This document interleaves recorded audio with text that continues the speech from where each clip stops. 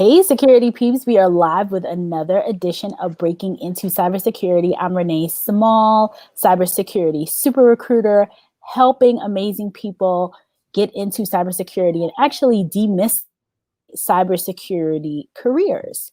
So I am here with the Katoria Henry. Say hi to everybody, Katoria. What's going on, people? So Katoria and I had to make this happen for like a year. I think 2 years. 2 years. 2 years. Yeah. Once again, this always happens. Over the last couple of weeks, I've been having people on who have been trying to get on for like a number of years, and it's finally coming together. Yeah. And Katoria, when we first met, it was so cool because Katoria had been at Postal. So she's at the U.S. Postal Service. She had gotten 1 degree. I think you were getting the master's, and then you went back and got a bachelor. So I want to learn about that. She's at UMUC. She got the master's. Then she went back and got a bachelor's. Yeah. But you was at Postal. You were in a different role, and you transitioned. Yeah. So and now you're in security. So talk to us. Tell us about Postal. Tell us about where you started, and then how you got to where you are today.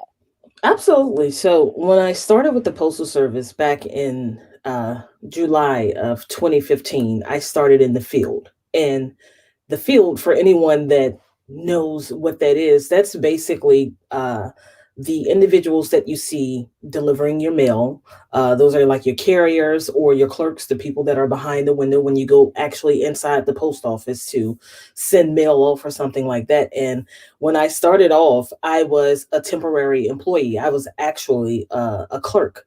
And what I did was, just because I was so technical with scanning packages and whatnot like that, a lot of times in the area that I was in, the network always seemed to go down. And I was always the closest one there. And so I always took the initiative to fix it. Granted, I probably wasn't supposed to do that, but because I still had like my security background and whatnot like that, I would fix the network, show them how to update their password and whatnot like that, because a lot of things just basically weren't getting done. It's not like you see security as a top priority a lot of times at the lower level. It's just they don't have, personnel that are down there in the stations, to take care of that. And so I put my skills to use. I was a clerk, and, my management, they saw what I was doing. And so they knew people that knew people that knew people. And I just started climbing up the ladder, between 2015 and 2019, I started off again in the field.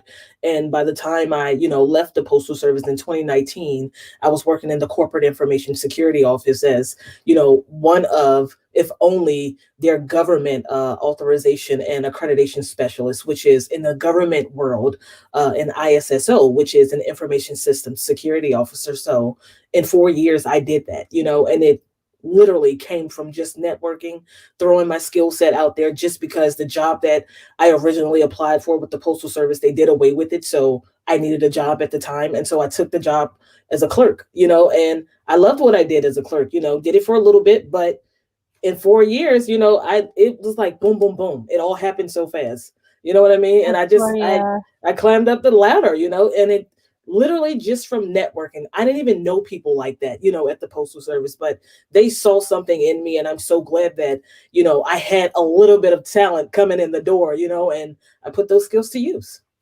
This is absolutely amazing. Okay, before I jump in, I'm going to shout out some people because our regular people are here. We love you. Danielle is here. Goodwin. She says awesome. I mean, my mouth is dropped open like, awesome. Like, I knew your story a little bit, but I don't think I knew it in depth like that. Yeah. So Aisha Holmes, Dr. Aisha Holmes, good morning. Morning. Muhammad Ali. We got some great names out here today. Yes. Good morning. Morning. I like that. Tanoy is here. Steve Cooper, CIO, retired from the U.S. Department of Commerce. Hello. Steve. Yes. Do you know Steve? I don't, but I'd like to get to know Steve. Me too. Steve, we have to get to know you. Yeah. So, Katoria, Mm-hmm. you are literally in the mail room. So you're a clerk in the Come U.S. Postal on. Service. I So you am are in the mail room, in the like mailroom. sorting, doing what mailroom clerks do, sorting Sorting mail, mail. scanning Yes. packages. Getting packages. Yes. Did you Yes. do any delivery? I didn't do any deliveries. I Okay. absolutely am totally like not for that. My mom actually, when she started with the Postal Service, she's actually still there. She started off as a city mail carrier. I've never wanted to deliver mail, and I only joined the Postal Service because my mom really wanted me to do something that she thought would transition into a possible long-term career for me. She always knew Mhm. what my goals were, and I said, well, I'll just take this job as a clerk, but this is not what I'm going to end up doing. I was angry, I was so angry. And because I was angry, I think I took that frustration because the job that I originally wanted and I was supposed to get, they did away with it and I had to become a clerk. And I absolutely loved it. I met so many good people when I was a clerk when I first started off in 2015.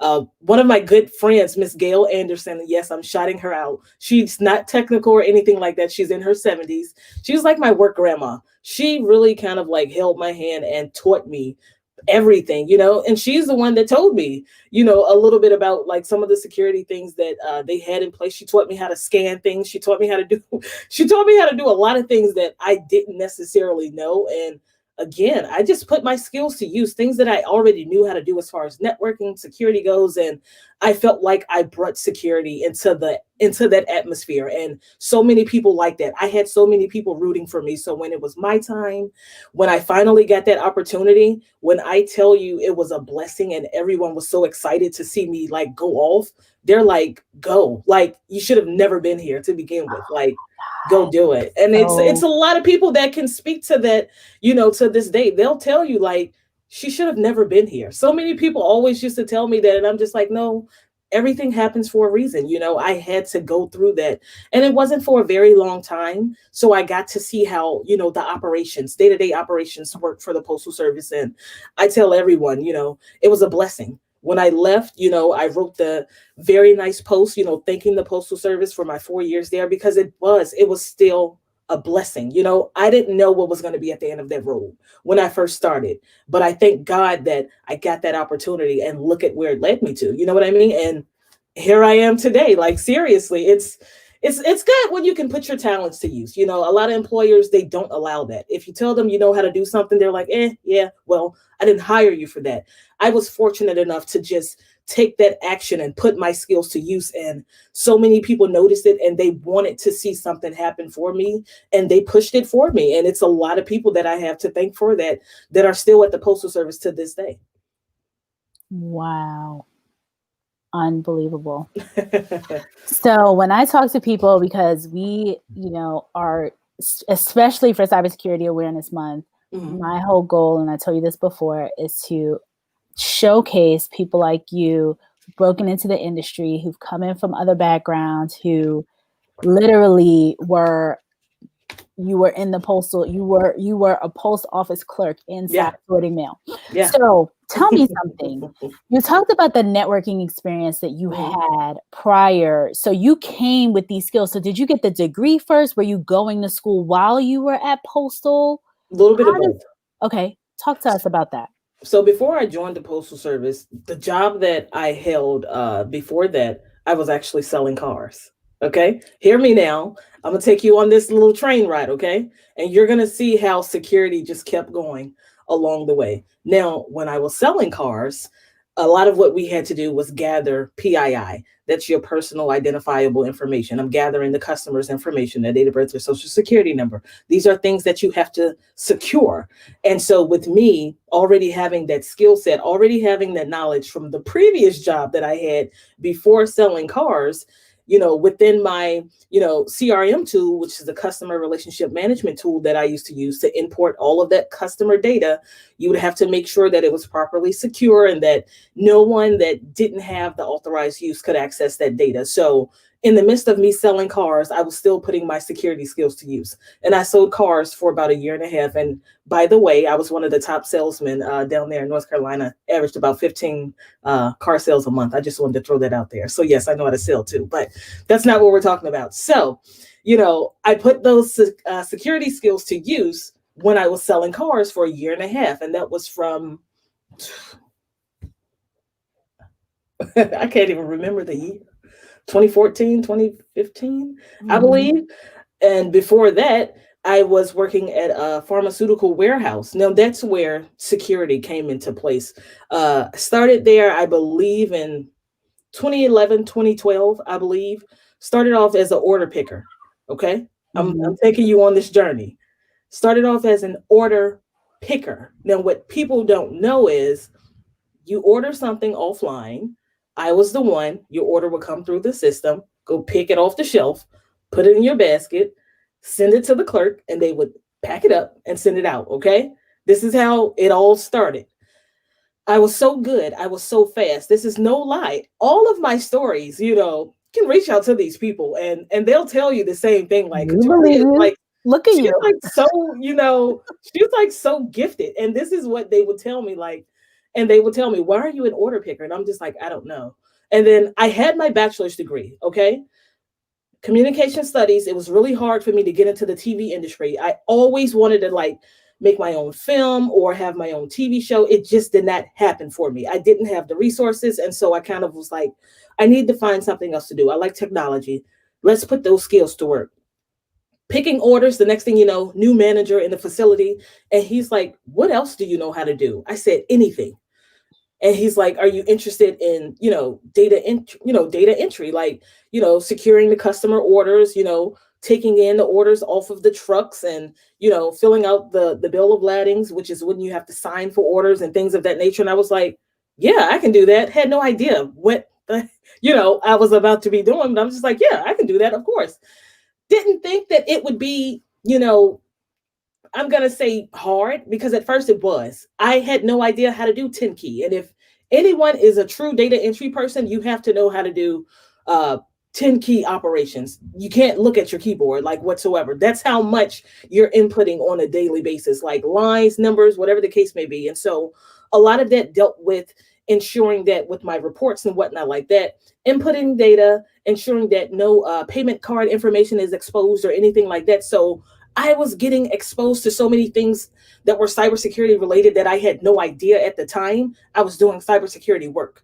You understand? And so I just kept feeding off of all of those skills when I learned, about payment card stuff, SOC 1, SOC 2 reports. I learned about all of this stuff because of what I was doing in the data entry space. And so again, that's where I had to learn how to secure data and things of that nature. And there was a lot of things that went behind the scenes with that. I actually had the opportunity to train peers and whatnot before I left that organization. But they really kind of like put me out there and they gave me a starting point. They gave me an opportunity to kind of like train and teach myself and teach others. And that's really kind of like where it like officially started. And at the time, I had no idea that the work that I was doing was actually cybersecurity related work. I had no idea. If you could give me $1 million right now, and if we go back in a time machine and you tell me that, 8-9 years ago, what I was doing was cybersecurity related work, knowing how to read SOC 1, SOC 2 reports,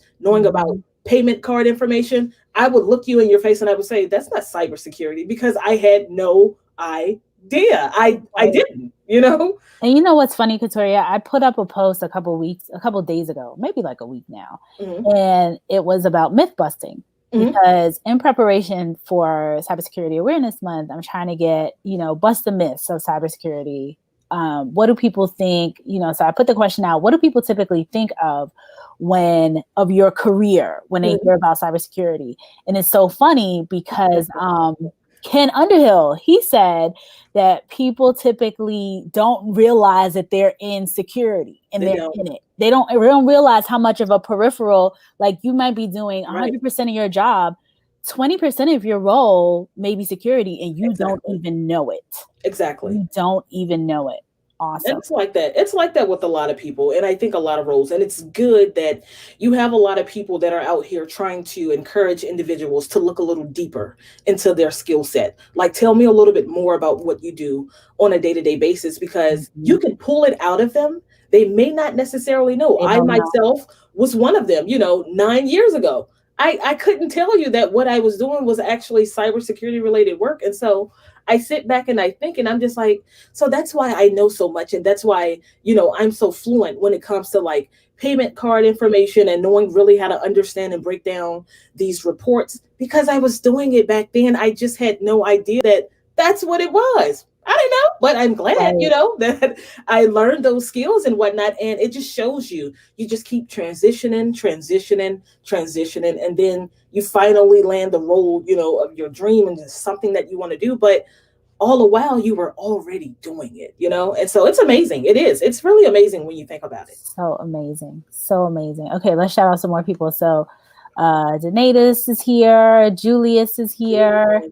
Dr. Rick Hayes, good morning. Good morning. Today, Fabian, Eric Williams. So Eric actually made a really good comment here. Let me get down to it. And he said, passion drives success. Katoria exudes passion. Yes, indeed. High marks. Yes, she does. Yes, indeed. Katoria is my idol. Katoria, hey girl from KTL. Hey KTL. Yes. Hey honey. The friends are here. Yes. Good morning, folks. Good morning, folks. This is George. Nice one, Katoria and Renee. Morning, George. Come on, Katoria. Tell them go. Those transferable skills are related to cybersecurity, and this is Katia, and she is so absolutely right. Yes. And Eric says here, curiosity feeds desire, which stokes passion. Yes. So you have to feel like that too, Eric. That's a great comment. You have to feel, if you're not curious about what it is, that's behind the magical wall of cybersecurity, as I like to see it, you're never really going to kind of like put yourself out there and just take a chance. Take a chance on yourself, or no one else will. I don't know who came up with that quote, but I believe it. I'm sure that's somebody's quote. I believe it. Like, you have to. If you don't believe in yourself, if you don't take those curiosities that you have and explore on those things, then what are you doing? Stop saying you want to join the field if you're not going to take the initiative to explore on the things that you're wondering, or you're thinking, or you're constantly, inquiring about. Go figure it out. That's what I did. So if a person has no idea, like they just hear cybersecurity, they Google cybersecurity and they see hoodies, they see hoodie people in right. Tori has her hoodie on. They see hoodies in dark rooms, mostly men. Mostly you don't even know what ethnicity. You don't know anything. It's just dark shadows in rooms. Right. What would you tell them? Like, how should they? If I'm thinking of like that high school student, that person who is in postal right now, who's sorting mail, the mail carriers, like all this stuff that's going on, all these people who are out here, they're doing different things. Yeah. What would be the first step? Curiosity, but like, how do they even know? Like, what's the first step to take when thinking about just this cybersecurity thing? Like, what would you recommend? Like, the first thing that I would definitely recommend is to figure out your why. Why are you even interested in that to begin with? You know what I mean? Why are you thinking about cybersecurity? What about that word, or what have you heard about the field itself, has you so curious? Just, it's making you wonder. Figure that out first. Write that down. Write down your why. After you figured out why you're interested in learning a little bit more about the field, think about what you're currently doing, or think about something that maybe has happened in the world, a bank,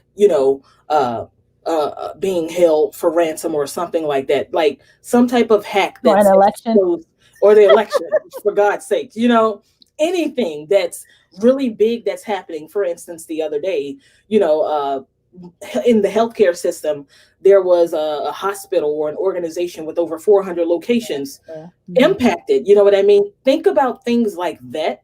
And maybe after you figured out that why you're interested in the field, figure out if that's something as to what you'd like to maybe stop, prevent, or think about ways that you can maybe help that organization. You have to figure out why you want to do something before you can just start doing it to begin with. If you don't know that, then you're not going to know the path to go down. You're not going to know what role you should possibly choose. And I'm here to tell you, there's no one that can tell you what you should or should not be doing. When you want to enter the field of cybersecurity, you have to decide that on your own. You can maybe come to me and say, well, I've been doing this and I've been doing that. I can probably provide you with suggestions, but I am not the one to make the decision for you and tell you, you should be a hacker. You should be a penetration tester. You should be a security engineer. I can't do that because I don't know what you desire. I don't know what you're passionate about. I don't know what curiosities you may have. I don't know the role that you'd like to explore. I don't know if you'd like to halfway do this or halfway do that. I can't tell you that. That's why you have to figure out your why before you can take it any further than that. And I think that's the biggest issue, is that a lot of people say, oh, I want to join cybersecurity because they see so many things happening. They see all of these events taking place. They see people getting hacked. They see people, having to pay off, these hackers, this money and everything. First of all, I'm not paying anybody. That's number one. Okay. That's number one. We are going to have to find a way to work it out or hack them back. I'm not giving you a dime. I'm just not going to do it, and I'm so sorry that organizations, they fall for it, and sometimes they don't know. They're not educated not to, give off that money or, do whatever they have to do for the ransom. But I just personally, I can't see myself doing that. But, back to your question, I just really feel like people need to figure out what it is that they would like to do. Once you find out all that you need to know, you've identified your why, identify what you want to do. Look up some of the most prominent roles within the field. And there are so many. They may be titled differently, but a lot of what they do on a day-to-day basis, the same exact thing, like cybersecurity analyst, cybersecurity engineer. I've seen two different words, but a lot of what they do on a daily basis is the same. It just really kind of depends on the company and what they actually have listed for the roles and responsibilities. And I think that also confuses a lot of individuals that are interested in joining the field, because they see all of these pretty titles, but they don't actually read the job description. If you read the job description, then you would know what it would entail. Find out if that's something that you'd be interested in exploring and learning more about. If not, move on to the next role. You have to do the research. You have to. There's no single person that I know that knows every single role in the world of cybersecurity, because I don't. It's constantly evolving. I can't tell you. You know what I mean? So, yeah. So Meryl, she was our guest the day before Cybersecurity Awareness Month. And Meryl, who is amazing, says, yes, I thought I wanted to do GRC before I found pen testing. See, Meryl, and I meant GRC. See, I don't like pen testing. Pen testing is not my thing, but Meryl likes it. You see what I mean? It's all about exploring and finding out, and you'll learn those things. I did learn when I was at UMUC, it's now UMGC. I did learn, however, how to conduct pen tests, within my master's degree program for cybersecurity. I will say that. So I did learn a great deal, but it was just not my forte. No, ma'am. I tried and I said, oh, this is not for me. For you. No. Yeah, absolutely not. That is cool. So talk to us. This is a perfect segue. So you were at UMUC, you got the master's. So you had the undergraduate degree. Your first undergrad was in, what is it again? Communication studies. So communication studies first, undergrad, then went and got the master's in cyber from UMUC, now UMGC. And then you went back and got a bachelor. So tell me, what was the thought process there? Well, I'm still actually in the process of getting the bachelor's from WGU. So here's why. And, some people are going to say, oh, she's a fool. And I may very well be, because my student loan debt is Jesus. I look at it and I pray every day. Sometimes I cry because it's so much. But, I really like education. I do. I like to learn. Where I come from, there's not a lot of motivation for you to really go out there and get it, unless it's your family that's motivating you, or you have maybe friends and some family members that are, really interested in seeing you grow and succeed. Born and raised in the projects in Richmond, Virginia, 13 and a half years. A lot of people don't know that about my background. Born and raised in the projects. If you don't know what it is, I encourage you to look it up. That is what you call, seriously poverty living, below the middle class. It was very, very bad, to say the least. But my mom really worked and worked to get us out of that situation and put us in an actual home. By the time I was 13 and a half, and I have her to thank for it because she's the one that pushed me.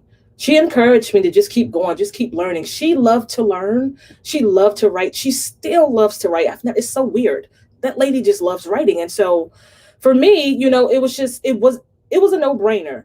I kept going because I had a lot of siblings. I'm the oldest out of 5 children. And I felt like everyone was relying on me. Everyone was looking up to me. And my sisters and brothers, it's like they were interested in school, but they weren't. They all graduated from high school, but I couldn't really get them to follow me and go to college as well. Still trying to encourage them now. You're never too old, in my opinion, to go back and get it.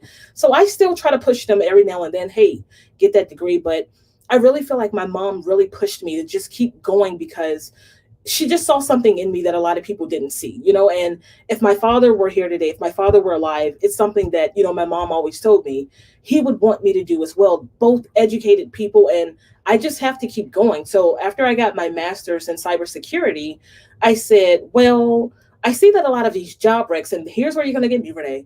I see that a lot of these job recs, even though I have certifications, they're telling me that I don't have a Bachelor of Science. I have to get a bachelor's degree, another one. Although I already have one, it was, a Bachelor of Arts. And so I'm just like, what ideal job that I really want? They're not going to hire me if, I don't have a Bachelor of Science degree. And so I started pursuing that degree instead. And,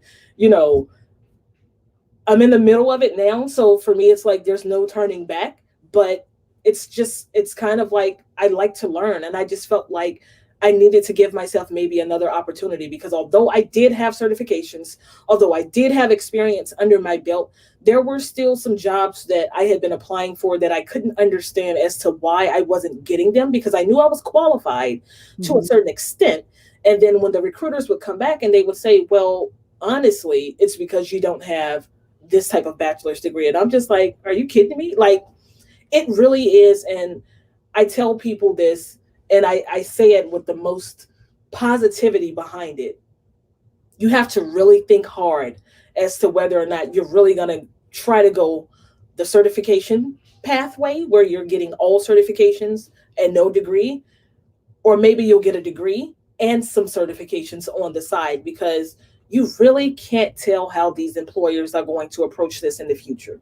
There are some big name employers that are like, oh, well, we don't care about a degree and, oh, it's all about certifications. You really don't know. That's really a decision that you would have to really kind of think about and figure out what's going to be the best way for me. For me, I was kind of stuck in the middle because I was getting job opportunities, but not the ones that I necessarily wanted, at a point in time. And that's why I decided to pursue that bachelor's degree at the beginning of 2019. I decided to go back to school right after I had obtained my master's because I felt like that was going to stop me from really continuing, my career growth, in which obviously it has not, and I'm very fortunate for the role in the career that I have now with Salesforce. And that's just, again, it just goes to show you that you just never know. But I'm not disappointed in myself for going back to school because I felt like that's what I had to do at the time because opportunities were just not coming my way. Well, the ones that I wanted were just not coming my way. And so I did it, but I'm halfway through it right now. And I just feel like it's still going to be, another bump on my resume. And so I'm not going to pull back and stop doing it just because I have landed, a career role, a dream role. I'm not going to do that because at the end of the day, that's still something that would be a major accomplishment for me. Going back to get another degree, it's still going to be a huge accomplishment for me. Oh, 100%. And I was just curious as to, what made you do it? Not necessarily. And I applaud you. And I think that continuous learning is awesome. Yeah. And, for whatever reason people want to do it, like you just decided to do it that way because of what, and Meryl made a good point here. The HR said, hey, this is what's coming up. And it is, this is what's happening. And sometimes, you tell people that, and I still appreciate so many things you said just now, because you talked about the fact that in some, yes, there is a huge cohort of companies or a huge group of companies that say, hey, we're taking anyone and we are, we're open and you don't have to have a degree and you can have certifications and things like that. But I've worked at a number of organizations, and unfortunately or fortunately, whatever way you look at it, but there's a barrier, and a bachelor's degree is typically the barrier. They'll put it on there. Yeah. It just is what it is. So the question is like, what am I going to fight the fight, or am I just going to go check this box? Right. So, I totally 100% get it. And you're like, hey, I'm just going to check this box and move on. Like if they're saying that they want someone to have this bachelor's, and, which is to me bizarre because it's a master's. So it's kind of like what, but it is what it is. Like, we can't boil the ocean, right? You can only do what you can do. So if it's like, this is, A, I'm a continuous learner, and B, I want to go back and, shore up my resume so that now I have the credentials. So, let them come with something else the next time. Right. I 100% get that. And I'll tell you, at WGU in particular, we had a lady on, I can't remember her name. Phenomenal woman, probably about a year ago. And she talked about the program. And she said, as a professor, she learns from her students because there's so much, the program is so rich. And the students are so experienced that the takeaway is not necessarily as much from the actual like technical, the teaching aspect, but the networking and stuff inside the class and how much she learns from her students. So she was just like overly impressed with that program. So a couple more comments here that are coming in. You are popular, ma'am. I know you would be. Hey, everybody. So Meryl has a couple comments. She says, it takes all the folks. So this is when you were talking about when you didn't want to be a pen tester, and Meryl's a pen tester, and you're GRC, and somebody else will do something else, and you got your incident response people, your forensics people, you got people all over that are doing all types of different things. Cybersecurity is not just hackers, air quotes. It's not. It is so much more.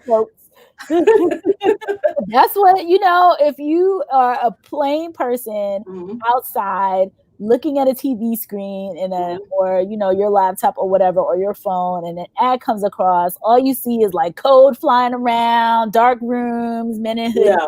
It's so bad. What the perception out there is. I'm sorry, people, to break it to you. That is not what you see on TV. That's not what it is. I can assure you you're going to be sadly mistaken once you walk into that sock room and you see that it is not like There's that. No code flying around.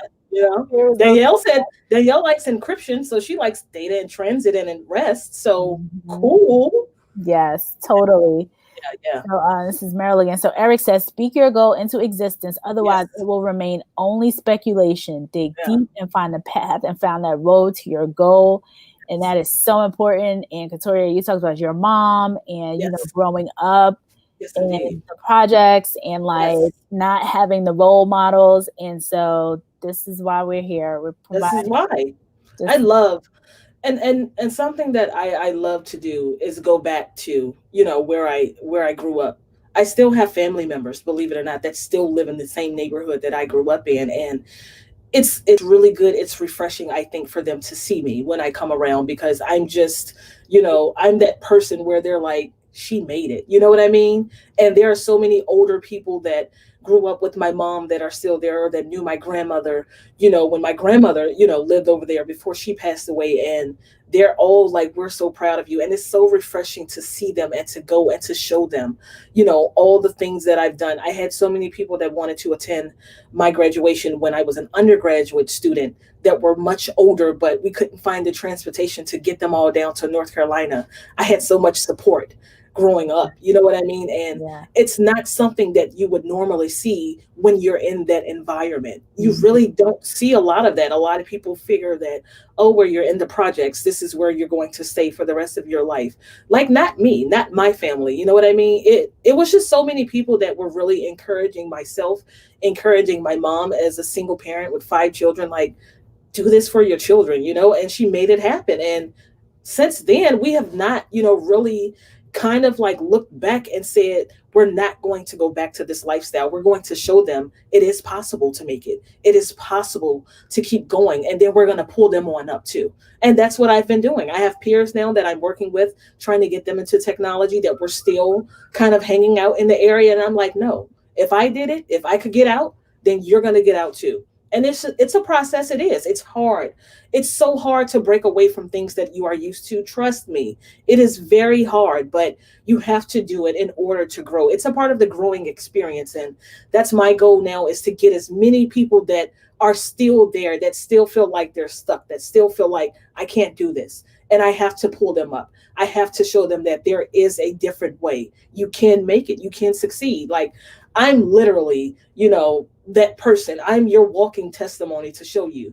If you look at some of my pictures growing up, you'd be like, Katoria. Like, it's cute pictures, but you'd be like, Katoria. Like, seriously, it's totally transition change for me. Like, seriously, but it was all a blessing to where I am now. And I don't take any of it for granted. I needed it to happen. I needed to live the way that I did growing up. And it has all blessed me to this day. So I'm fortunate, That is beautiful. I think we're just going to end on this. You have truly, truly shown people how to completely turn your life around, like become who you want to become, regardless of your circumstances.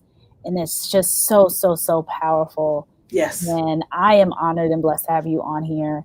And I am so excited that we have made it work after 2 years. I'm trying. I know. I'm canceling, then you're canceling, then I'm canceling again. Then I'm like, no, the Cowboys are playing Sunday. Right. The Cowboys are playing. Can't do that. Can't do that. So yeah, FYI, people, Renee wanted to do it Sunday, and I was like, so the Cowboys play at 1? And so she's like, I'm a diehard Cowboys fan. I'm so sorry.